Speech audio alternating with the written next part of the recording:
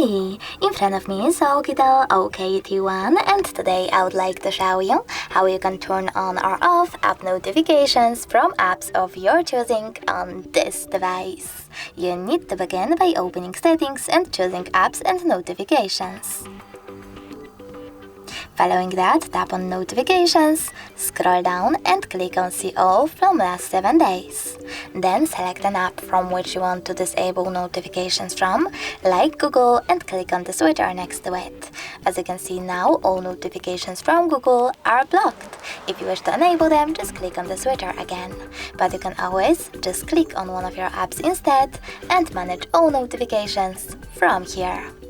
Thanks so much for watching. If you enjoyed this video, don't forget to leave a like, comment and definitely subscribe. Bye!